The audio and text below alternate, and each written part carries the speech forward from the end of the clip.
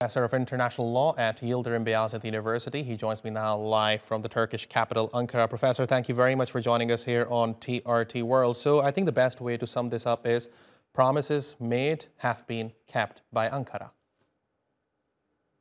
Yeah, NATO was established in 1949 as a defense organization, defense pact between many countries, and the NATO has expanded many times to cover many more European countries, especially against the Soviet threat in the Cold War era. But after the Cold War, there have been some new threats to NATO member countries. Terrorism was named as one of the significant threat to NATO member countries. Recently, following the Russian aggression in Ukraine, it became quite clear that it could be a serious threat to northern countries like Finland and Sweden, because they have a very long, especially Finland, have a very long land boundary with Russia. So that's why they wanted to be a member of NATO countries, among the NATO countries, especially against the Russian threat. That's why they applied to be a member country in NATO in last year, May. Since it's going to be almost a new a NATO agreement between the new countries, possible new countries, and the old NATO member countries, all the existing NATO member countries should approve the joining of Finland and Sweden to NATO. So that's why Turkey and these two countries came together in June last year to establish a joint memorandum to clarify the situation that existed between these two countries and Turkey, especially concerning the terrorism that's threatening Turkey's national security. So that's why Turkey demanded certain very clear commitments from these two countries in order them to be a member country, in order them to get a Turkish approval. Since the joint memorandum last year, there have been many significant developments. Some of them were quite negative, actually.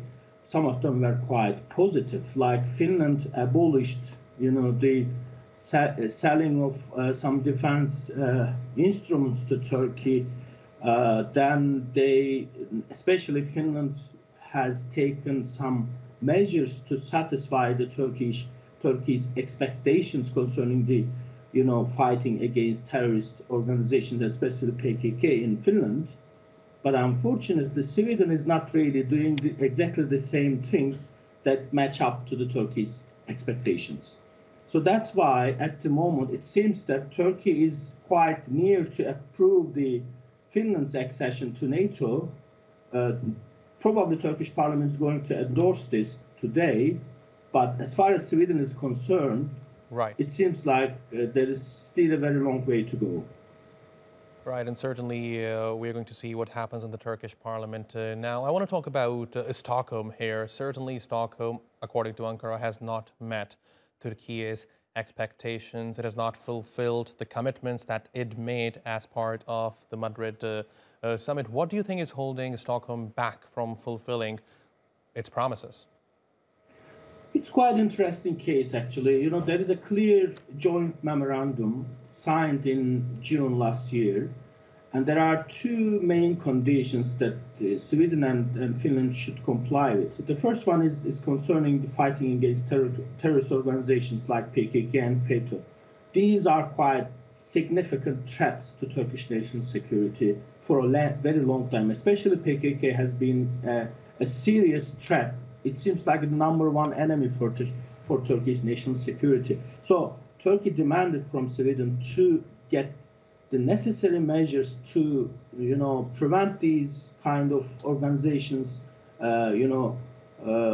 getting grip in the country, in Sweden. So this was the first condition. The second one, as Sweden was expected to abolish all the weapon sale restrictions on Turkey. That's not a problem, but as far as the first condition is concerned, Sweden seems to be quite taking quite easy on these measures to, crack down on, terrorist organizations. We have witnessed many terrorist demonstrations in the streets of Stockholm, against Turkey. They seemed like they have been operating quite, freely in the capital.